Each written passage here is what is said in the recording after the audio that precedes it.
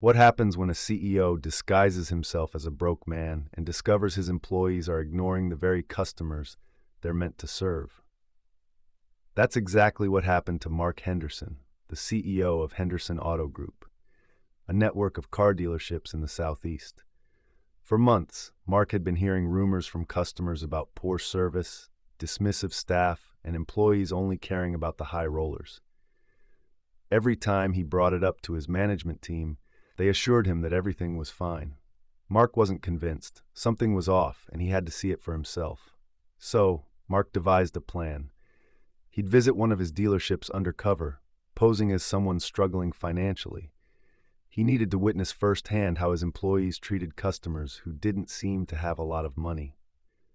He picked his busiest location, the Greenway Avenue branch, on a quiet Thursday morning.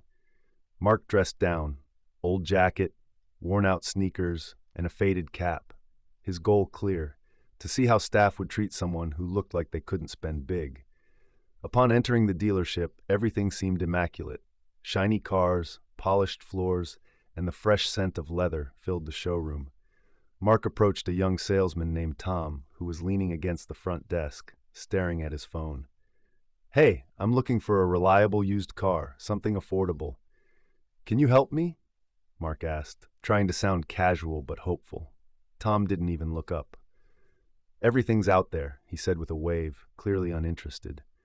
Mark was taken aback. He tried again. "Could you show me a few options?" Tom sighed, clearly annoyed. "Man, if you're not ready to buy today, I don't have time for this," and walked away without another word, heading to talk to a colleague.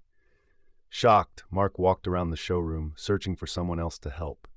He approached another salesman, Steve, who was chatting with a customer near the coffee station. Mark tried once more.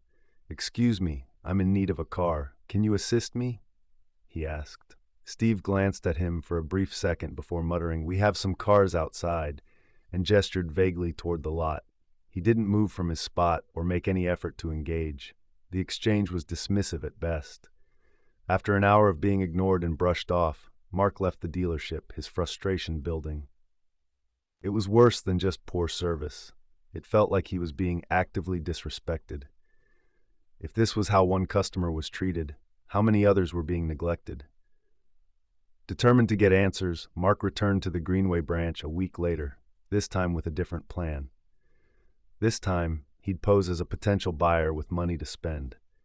He swapped his old jacket for a sleek, expensive one and carried an envelope stuffed with cash to make the story more believable.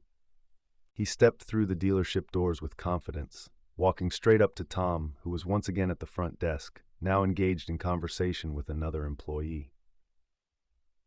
"Hey there," Mark said, holding up the envelope. "I've got $10,000 to spend today. Can you help me find a car?" Tom's demeanor shifted immediately. His bored expression turned into a wide grin. "Oh, absolutely," he said, standing up straight. "Let's get you into something great today." He slapped Mark on the back like an old friend and began showing him expensive cars, all far above the budget Mark had mentioned. "This one's $75,000, Tom said, pointing to a shiny SUV. "A real steal with all the features it has. Financing is a breeze." Mark raised an eyebrow. "I can't go over $10,000, he reminded him. Tom faltered for a moment, then shrugged. "We have some older models out back," he said, his excitement dimming. He gestured for Mark to wait by a bench and walked off. Mark sat there for what seemed like forever, watching employees go about their business without a care in the world. Finally, another salesman, Mike, approached. "Are you waiting for someone?" he asked. "Yeah, Tom was supposed to help me," Mark replied. Mike glanced around the lot. "Let me check on it for you." After a few minutes, he returned. "Sorry about the wait. Tom's busy. Let me show you something else." Mike led Mark to a corner of the lot where an older sedan was parked. "This one's $8,500, he said. "But it might be a good fit for you." The interaction was polite but cold, and Mark could feel the lack of genuine interest. The whole experience was leaving a bitter taste.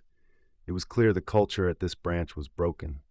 Employees only cared about the big commissions, and anyone else was an afterthought. Frustrated, Mark returned to the dealership the following week. this time dressed in a sharp suit without any envelopes or disguises. As he entered, the staff immediately recognized him. Smiles spread across their faces, and they greeted him warmly, calling him by name. "Mark, it's a pleasure to see you. What can we help you with today?" Tom asked, eager to make a good impression. "I need all of you in the conference room now," Mark said, his voice calm but carrying enough weight to command attention. Employees rushed to gather, their faces filled with curiosity and apprehension. Once everyone was seated, Mark began, "What's the most important thing we do here at Henderson Auto?"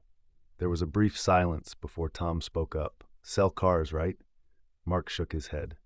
"No, it's people. Without customers, we don't have sales. Let me ask you all something. Are we treating every customer like they matter?" A few uneasy glances exchanged, and Tom nervously cleared his throat. "I think we do a good job," he said, almost defensively. Mark's eyes locked onto him, and he let the silence settle. "Let me tell you what I found when I came here last week. I came in dressed like someone who couldn't afford to buy a car. I was ignored, brushed off, and treated like I wasn't important. Then when I returned, pretending to have money, I was treated like a priority. But I'll tell you this, it shouldn't matter who I am or what I look like. Every person who walks through our doors deserves respect." The room went quiet as the gravity of Mark's words sank in. After a pause, Mark added, "Starting today, we're going to make changes. First, we're rolling out mandatory customer service training, focused on empathy, listening, and treating every customer with respect. Second, we'll introduce a secret shopper program to hold ourselves accountable. Third, we're launching a team to help customers' limited budgets find affordable cars without judgment." Tom shifted uncomfortably in his seat, and Mike glanced at the floor. They knew things had to change. Mark's tone softened as he looked at them. "This is about more than sales. It's about doing the right thing for our customers and for ourselves." 2 weeks later, Mark returned to the Greenway dealership again, this time as a regular customer. No fancy disguise, just a simple man looking for a reliable car. The difference was palpable. Tom greeted him warmly, offering to show him cars within his budget. The change in attitude was striking. Employees were no longer just pushing expensive cars. They were listening, engaging, and truly trying to meet his needs. Mark couldn't help but smile. The transformation was real. As he revealed his identity to the staff, he told them, "I want to commend all of you.